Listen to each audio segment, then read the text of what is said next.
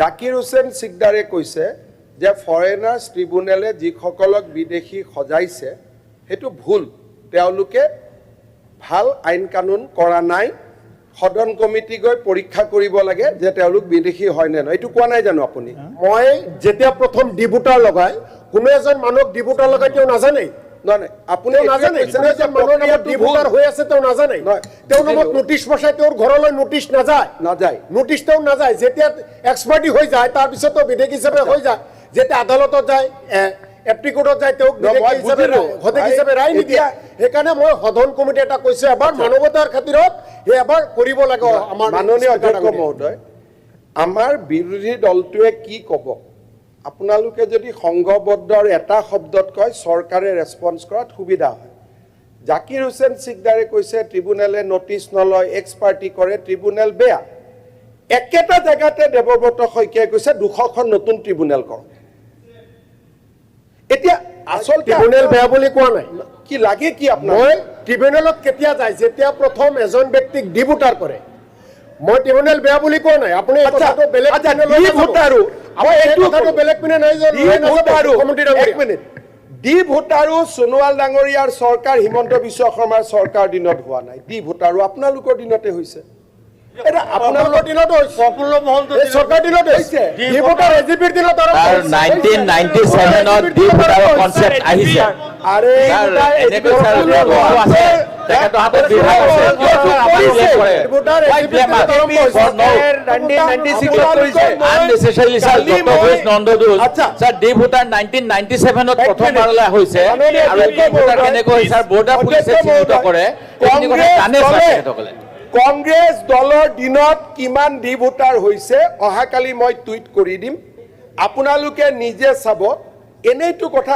প্ৰফুল্ল মহন্তটো ডিবুটাৰ কৰিছে তেওঁ ভোটেই লৈছিল সেই বুলি যে মই অসমৰ পৰা বিদেশী খেদিম বুলিতো তেওঁ ভোট লৈছিলে আজি মইতো ডিবুটাৰ কৰিলে গৌৰৱেৰে কম যে মই কৰিলো দেই 1 লাখ ডিবুটাৰ মইতো চেষ্টা কৰি থাকো কৰিব পাৰো নেকি গতিকে আমাৰ এংগলটো বেলেগ আপোনালোক হৈছে ডিবুটাৰৰ বিৰোধী আমাৰ আইডিওলজিটো কমপ্লিট বেলেগ আপোনালোকে কিয় বুজিব পৰা নাই কথাখিনি মই বুজি পোৱা নাই প্ৰফুল্ল মহন্তই ডিবুটাৰ কৰিবই বিজেপিয়ে ডিবুটাৰ কৰিবই কাৰণ মানুহে আমাক ভোটেই দিছে সেই কাৰণে কিন্তু কংগ্ৰেছ দলে বিচাৰে যে ডিবুটাৰ হ'ব নালাগে মানুহে কষ্ট পাব নালাগে অদেখে মানুহক হাৰাশাস্তি কৰাৰ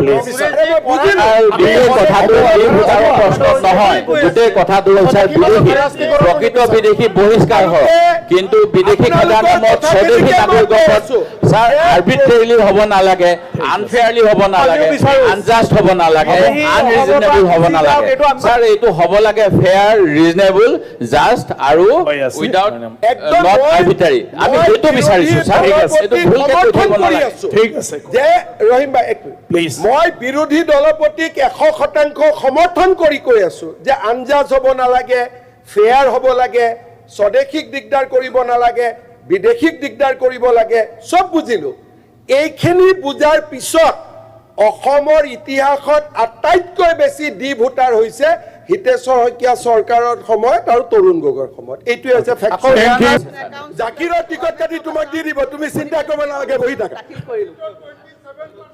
Thank you. And all of you say that. Sir, point of order, sir. Number. Sir, point of order, sir. Point of order. Point of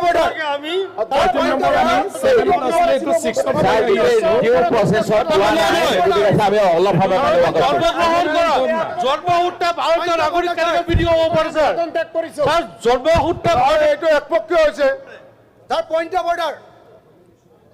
Sir, more point of order asile sir. Point of order. Sir, sir, 1 minute point of order. Point of order nahi hai. Point of order sir diar kotha asile. Honorable point of order. Sir, Minister Sri Jagan item number 7. Sir, more point of order sir. Lage. reply kiba na lage ni. Sir, specific more point of order. আরে বাবা আপোনালোকে কি কয় ঠিক কৰি লওক হয় sir আমাৰ ৰফিকুল ইছলাম সাহেবে ৰব ৰফিকুল ইছলাম সাহেবে কি কলে যে নাগৰিকত্ব আটাইতকৈ ডাঙৰ সন্মান নাগৰিকত্ব আটাইতকৈ মূল্যৱান সম্পদ আচ্ছা যদি নাগৰিকত্ব ইমান ডাঙৰ মূল্যৱান সম্পদ যদি ইমান ডাঙৰ সন্মান এটা পৰিয়ালৰ 4টা 3টাৰ কিয় নাগৰিক নহয় সেইটো কওক আপোনালোকে এটা পৰিয়ালৰ 4জন মানুহৰ 3জনে কিয় Thank you. নাগৰিক নহয়? আপুনি এনে কৈ নাথাকিব। এনে কৈ নাথাকিব। যি কথা ক'ব মনৰ পৰা ক'ব।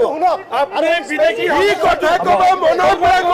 Please, হ'ব। যি কথা ক'ব Please, যি কথা ক'ব মনৰ পৰা ক'ব। নোৱাৰে আপুনি যদি ভাৰতক ভাল পায় ভাৰতৰ গুণ গাব Please. কিন্তু এনে কৈ নাথাকিব। অদৰকাৰী কথা কৈ নাথাকিব। Please.